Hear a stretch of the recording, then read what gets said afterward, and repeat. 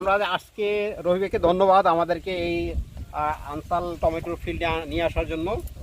গত বছরও দেখেছিলাম, তো এই বছরও ঠিক আমরা সেম দিনাজপুরে যে কান্তজি মন্দিরের যে পাশে যে লোকেশনটাতে দেখলাম আনসাল টমেটোর জমিতে। আমি আসলে গত বছরও যা দেখেছিলাম এই বছর দেখে মনে হচ্ছে যে এটার যৌবন আরও বেশি করে ফিরে আসছে। আর যে জিনিসটা গত বছর দেখেছিলাম মনে হচ্ছে যে এখন ফ্রুটসটা আরও বেশি, মানে আমি মনে হয় যে আমার যদি লাইফে যত টমেটো দেখে থাকি যে এই আনসালের মতো যে কোয়ালিটি বলতে যে অনেকগুলো কোয়ালিটি আছে টমেটোর ভিতরে। যেমন টমেটোর সবার আগে যে জিনিসটা ফার্মার এবং কনজিউমাররা চুজ করে সেটা হচ্ছে স্টোরেবিলিটি এবং ট্রান্সপোর্টেশনে যাতে সহজে, মানে বেশি দিন ট্রান্সপোর্টে যাতে সহজে ক্যারি করা যায় এবং যাতে আপনার সহজে না পচে যায় জিনিসগুলো।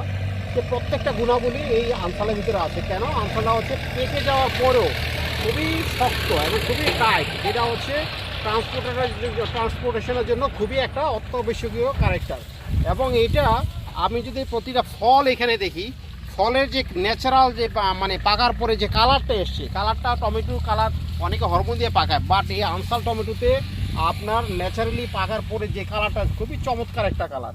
আর হচ্ছে এখানে যে ফ্রুট সেটগুলো দেখতেছি এবং যে ইউনিফর্ম সাইজ এবং ফলের যে সাইজ এবং ফ্রুট সেট, এক একটা ক্লাবে আপনার হচ্ছে 6টা 5টা 6টা 7টা করে ফল আছে ক্লাস্টারে, এক একটা ক্লাস্টারে, এবং অলমোস্ট ইউনিফর্ম সাইজ। এটা ভেরিয়েশন খুবই কম।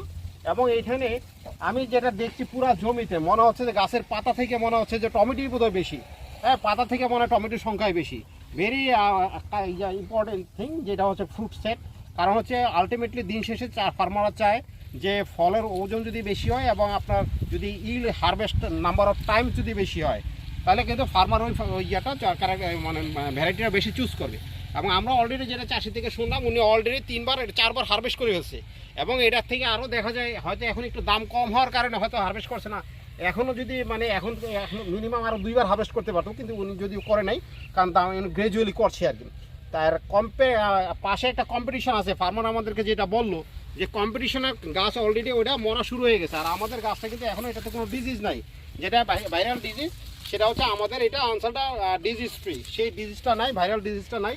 না থাকার কারণে যেটা ফার্মাররা তাদের ফার্স্ট প্রেফারেন্স, এবং দেখলাম কম্পিটিশনে যতগুলো জাত আছে সবচেয়ে ফার্মার এটা বেশি পছন্দ করছে। এবং আমি পার্সোনালিভাবে দেখছি এখানে কোনো ডিজিজ নাই, এবং ফলের সাইজ, শেপ, এভরিথিং হার্ডেনিং, এবং আপনার যে ক্লাস্টারের যে নাম্বার অফ ফ্রুটসের সংখ্যা বেশি, এবং ইনডিটারমিনেট যেটা আমরা দেখতে পাচ্ছি, সব পজিটিভ ক্যারেক্টারগুলোই আনসালের ভিতরে আছে।